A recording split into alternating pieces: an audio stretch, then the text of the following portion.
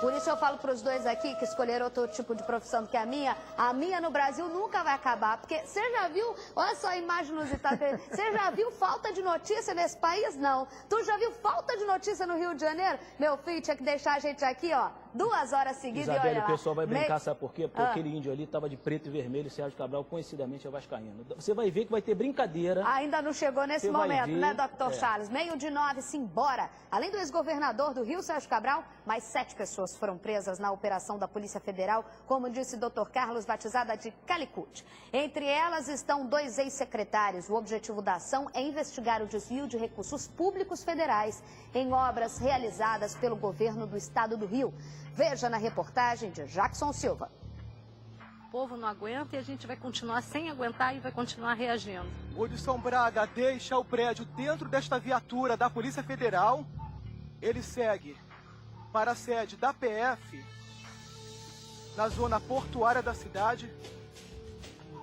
Depois de mais de 2 horas de vasculhamento do prédio na Barra da Tijuca, zona oeste do Rio, onde ele morava, ele foi preso e ficará à disposição da justiça. Hudson é acusado de desviar dinheiro que seria para obras públicas que nunca saíram do papel. Segundo investigações do Ministério Público Federal, ele cometeu várias irregularidades, entre elas a contratação de empresas responsáveis pelas obras na região serrana, após a tragédia que deixou 900 pessoas mortas em 2011. Hudson Braga é apontado como um dos homens de confiança do governador do Rio, Luiz Fernando Pezão. A amizade dos dois começou em Volta Redonda e Barra do Piraí, no sul fluminense, onde Pezão nasceu. Braga foi um dos principais aliados na reeleição de Pezão. Os agentes também cumpriram mandados de busca e apreensão. Nesse momento eles saem do local com a bolsa com documentos que podem ajudar na investigação. Em setembro de 2011, ainda no mandato de Sérgio Cabral, Hudson Braga ganhou a Secretaria de Obras, que na época era ocupada por Pezão, mas não ficou nem o mesmo cargo de coordenador de infraestrutura e integração governamental. Em janeiro de 2015, Braga deixou o governo. Para esta professora que mora na Barra da Tijuca, a prisão do vizinho é uma resposta para a sociedade. Sinto muito orgulho de morar aqui e estar vendo que o meu bairro está sendo limpo nesse momento. Em outro ponto do Rio, mais uma prisão. Wilson Carlos Cordeiro da Silva, ex-secretário de governo de Sérgio Cabral, estava neste apartamento na Gávea quando foi surpreendido pelos agentes. A polícia também fez buscas em um condomínio em Mangaratiba, onde Wilson e Sérgio Cabral têm casas. Além de Cabral e dos ex-secretários, 5 pessoas também foram presas. Não é somente um alívio, não, né? Um misto de tristeza também da gente imaginar que pessoas que poderiam estar fazendo alguma coisa pela população estão nessa condição de estar presos. Posso até falar um negócio muito polêmico aqui, mas vou falar. Tu viu a Polícia Federal bater na porta de alguém que mora em Manguinhos, no Complexo do Alemão? Não. Isso é quadrilha de gente rica. Quando você para pensar no que a gente está vendo hoje, nas prisões que aconteceram nesta manhã, no Leblon, na Gávea, em grandes apartamentos, ou na procura e busca e apreensão nas suas mansões, dignas de Hollywood, de Miami, em Mangaratiba, você para pensar que a pessoa que foi colocada numa cadeira de governador, segundo a própria Polícia Federal, ninguém está falando aqui da boca para fora, porque a gente também tem responsabilidade, não montou um secretariado de governo para governar a Secretaria de Obras para o melhor para mim, para você, povo que mora e pisa no chão do Rio de Janeiro todos os dias.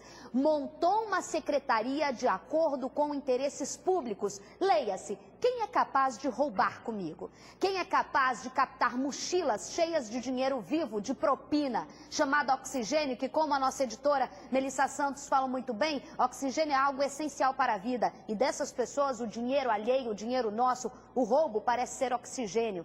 Ou seja, essencial para a vida, mas agora o negócio muda e eu vou falar com o Lier aqui, ó, essa reação da população nas ruas, agradecendo, dando a cara a tapa, mostrando que não consegue mais conviver com esse lixo, com essa poeira de corrupção, é importante para essa mudança, né? E essa me parece o dado novo que está acontecendo no Brasil e no Rio de Janeiro em particular. né, a sociedade está tomando consciência de que boa parte dos problemas que nós enfrentamos, né, dizem respeito a essa gestão equivocada, muitas vezes criminosa. A gente não pode fazer aqui nenhum tipo de acusação, né, temos que lembrar que estamos em fase de investigação, mas se tudo isso for comprovado, nós estamos falando de um escândalo gigantesco, né, que abarca diferentes forças políticas em diferentes partes do país. Na primeira fase da Operação Lava Jato, ou nas primeiras fases, nós tivemos um foco aí sobre os políticos do Partido dos Trabalhadores, do PT.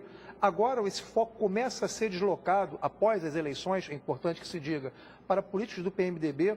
E me parece muito claro que se essas investigações da Lava Jato continuarem e forem aprofundadas, né, é possível que nós tenhamos aí algo que nunca foi visto, né, no Brasil, que é um comprometimento generalizado de uma parcela significativa, é importante dizer, não de todos, mas de uma parcela significativa da classe política brasileira. E de mudança de consciência de voto. A Lava Jato não é para prender bandido, é para mudar a nossa consciência como eleitor, eu sempre gosto de colocar. Dr. Carlos Augusto Nogueira, da forma policial agora, os caras foram presos com preventiva, você já explicou. Essa investigação continua. Se novas provas aparecerem, é muito importante no decorrer de manter esses caras na cadeia. Isso é só o começo, Isabelle.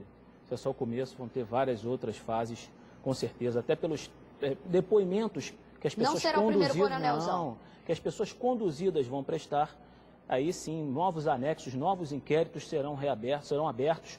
Esse ainda vai tramitar, porque é uma preventiva, ainda falta condenação.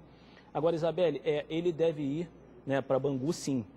Ele tem duas prisões, uma expedida pelo juízo federal, que ele vai ficar aqui no Rio. Até por lei ele tem direito a ficar num presídio perto da casa dele, para os parentes visitarem. Então todos têm esse direito, né? Mas ele deve ir sim a Curitiba, se não for hoje, vai amanhã ou depois, para prestar esclarecimentos, porque são duas prisões.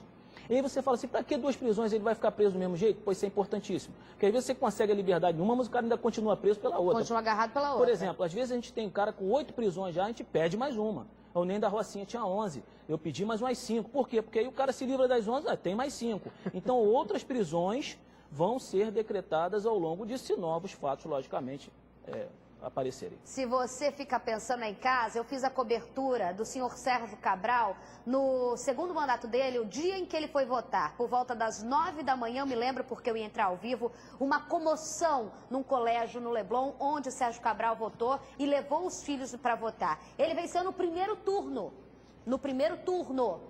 com mais de 60, como que é, Diego? 66% da votação em massa da população. Neste dia, quando ele apertou lá a bolinha, segundo a Polícia Federal, esse esquema já estava de roubo de dinheiro público a 1000 pelo Brasil. Entendeu? Então, só para a gente botar os fatos aqui. E ontem, doutor Carlos falou que vem mais gente por aí. Ontem, eu e Carregosa sentado aqui, quando teve a prisão do garotinho, que a gente vai falar daqui a pouco, perguntei pro Carregosa, e aí, vem mais? Na brincadeira. Ele falou, vem e vem logo. Eita, que eu vou mandar ele ler minha mão ou me dar o número da Mega Sena. Da Mega Sena, acumulou. Meio-dia 17. E a notícia da prisão do ex-governador Sérgio Cabral movimentou as ruas do Rio de Janeiro. E teve gente comemorando. Reportagem Pedro Paulo Espoleto, pode rodar. Comemorei muito, já era muito merecido, porque todo mundo estava esperando isso, né? Ele estava impune até agora, pelo menos está se fazendo justiça. A prisão de Sérgio Cabral foi o principal assunto nas ruas. Primeiro mandato dele, né? Acreditou que fosse uma solução para o Rio de Janeiro e hoje, diante de tudo que tem acontecido, todas as notícias na imprensa, né? Acho que era o que o povo estava já precisando. No centro do Rio, a Assembleia Legislativa amanheceu cercada por PMs contra protestos, por causa da votação do ajuste fiscal proposto pelo governo. E teve gente culpando o ex-governador pela atual situação do Estado. Isso aqui é resultado do trabalho dele. É o que a gente está pagando, é o preço que a gente está pagando. Enquanto aqui fora teve gente comemorando a notícia, dentro da Assembleia Legislativa o cenário não era bem esse. É que, para alguns deputados, a prisão de Sérgio Cabral pode levar a outras aqui. E essas grades instaladas para proteger a Alerj, hoje ganharam um outro sentido, bem simbólico. Isso é Assembleia ou um presídio? Para você, o que é? Para mim é um presídio de bandido. Eu acho que muita gente da Alerj preocupada com isso, porque as investigações eu espero que continuem e cheguem a quem transformou o Rio de Janeiro nessa situação tão lamentável. Sérgio Cabral representa a maior liderança, uma das maiores lideranças do PMDB no Estado. e com certeza isso vai afetar o PMDB como um todo. Olha só para você aí de casa, você viu as manifestações políticas e a gente aqui é muito claro, a gente aqui é livre de tudo, a gente aqui pode falar o que quiser porque a gente é livre de qualquer coisa. Você viu o Freixo e também o outro deputado, o da rede. Então, olha só, o doutor Giulianelli, não é? Eu vou falar para vocês que não só a produção ligou só para esses dois, por isso que eles apareceram no VT, não. Vou te dar uma dica que é importante você saber. Ligamos para André Lazzaroni, que é líder da bancada do PMDB, partido do senhor Sérgio Cabral na Alerj. Ele não quis falar sobre o assunto. Senhor André Lazzaroni, a minha produtora e apuradora Débora me contou o que o senhor falou para ela por telefone. Não vale, nesse horário, falar. Pedro Fernandes, deputado do PMDB, só pode falar à tarde, mas não se recusou a falar. Jorge Pisciani, presidente da Alerj, não irá se pronunciar. Marcelo Crivella, prefeito eleito, também disse que não vai se pronunciar. Luiz Paulo Correia da Rocha estava em reunião na Câmara, não se recusou a falar, estava em reunião. Eduardo Paes, o nosso prefeito, Dudu Paes, não respondeu. Luiz Fernando Pezão, nosso governador, que é afilhado político de Sérgio Cabral, ex-secretário de obras antes do Hudson, desse escândalo todo. Hudson que está preso, é prisioneiro hoje. Diz que não respondeu ainda. A gente está aguardando o Pezão. Marcelo Freixo, líder da bancada do PSOL, gravou com a gente, como você viu, e o doutor Giulianelli, da Rede, gravou com a gente. Então, só para você entender que a gente vai atrás de todo mundo. E aí vem aquela história, quem não deve não teme, bota a cara a tapa, né não? Só para você entender, por isso a gente gosta aí de mostrar.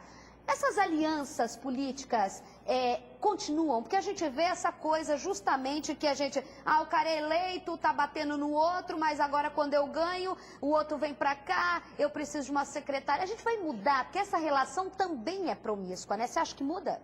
Olha, essa relação só vai mudar... Principalmente o partido PMDB, que é o que dança em todas as áreas, né? Pois é, essa relação só vai mudar, não é, quando nós formos capazes de mudar também a forma de se realizar a eleição no Brasil. Tem que ficar muito claro para a sociedade. O melhor detergente é a luz do sol.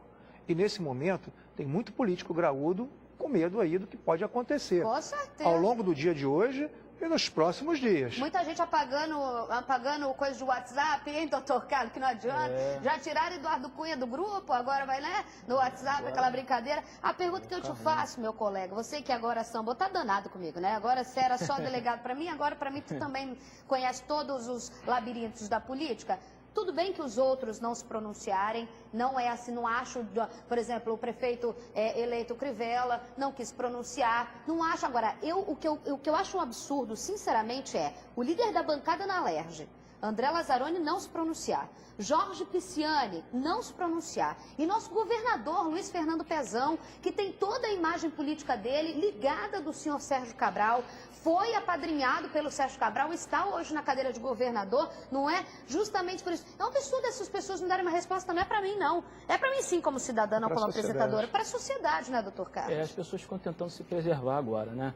Elas ficam falando assim, caramba, se a gente falar alguma coisa lá na frente pode ser mal interpretado, tal, pode me prejudicar futuramente quando eu me candidatar novamente. Então o cara fica tentando se preservar e não fala nada, vai ficar esperando. Daqui a pouquinho a imprensa fala um negócio, aí ele sabe o que aconteceu realmente, o que está no inquérito, ele, opa, agora eu posso falar. Você está querendo dizer, ou seja, a gente vai deixar a música tocar, ver qual que a população vai dançar melhor e aí eu danço a mesma música. Exatamente. Agora, assim, só queria falar uma coisa, Isabelle, que atesta a meu favor. Eu acho que quando o voto é dado, a pessoa, o voto na verdade não é dado, é emprestado.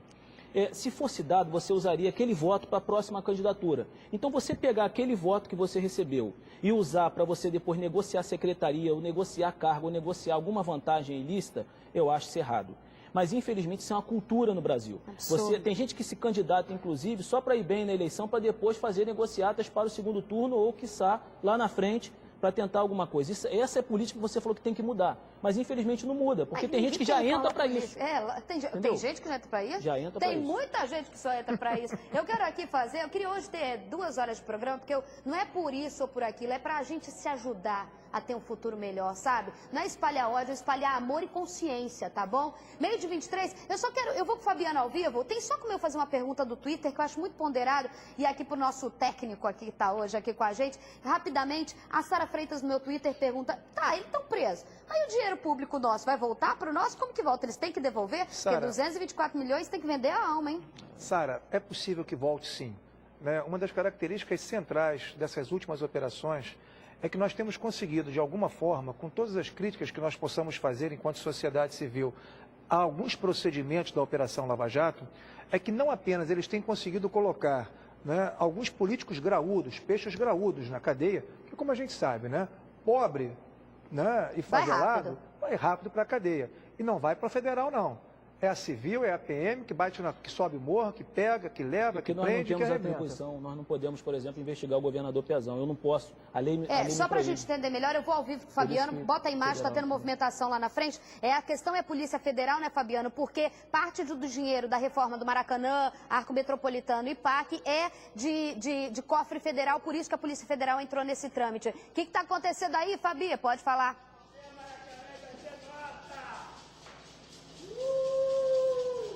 Oi, Isabel, olha só, uma movimentação muito grande agora de pessoas que vieram aqui para frente da sede da Polícia Federal na Praça Mauá, além aqui dos índios. Tem esse número grande de pessoas ali também, olha, a gente vê bombeiros que estão participando das manifestações lá na Alerj. O pessoal aqui, olha, estava soltando foguete mais cedo. Aqui realmente os curiosos e o clima é de comemoração. Vou conversar aqui com um bombeiro, perguntar a opinião dele aqui sobre a prisão do Sérgio Cabral. Os bombeiros principalmente estão comemorando, né? Tudo que ele fez, perseguiu os servidores públicos, em especial nós bombeiros, que desde 2009 a gente vem denunciando essa máfia aí da gangue dos guardanapos Sérgio Cabral, que foi identificada em 2011. Então, ele perseguiu muitos servidores públicos, muito, destruiu o nosso Estado. E nós temos certeza que esse pacote de austeridade que está acontecendo no Estado do Rio de Janeiro tem dedo do Cabral também influenciando o Pezão. A situação poderia ter sido diferente se ele não tivesse desviado esse dinheiro, se não tivesse tido feito esse governo que ele fez? Com certeza, porque está vendo aí os rombos. A matemática é uma ciência exata. Foi feita as somas aí do dinheiro que eles desviaram, superfaturaram, entendeu? Enriqueceram às custas do povo do Estado do Rio de Janeiro. Agora, em especial, os servidores públicos do Estado. Uma covardia. Deixou a gente numa mazela terrível. Obrigado. Isabela, então é o clima aqui de revolta e também de satisfação com a prisão do ex-governador Sérgio Cabral. Qualquer coisa, Fabi, volta ao vivo direto da Polícia Federal. Eu quero que separe aquela imagem do Sérgio Cabral, que eu achei que fosse arquivo, e o SBT Rio, a imagem do Egberto, é que tem a imagem mais perto de Sérgio Cabral, agora há pouco no pátio da Polícia Federal.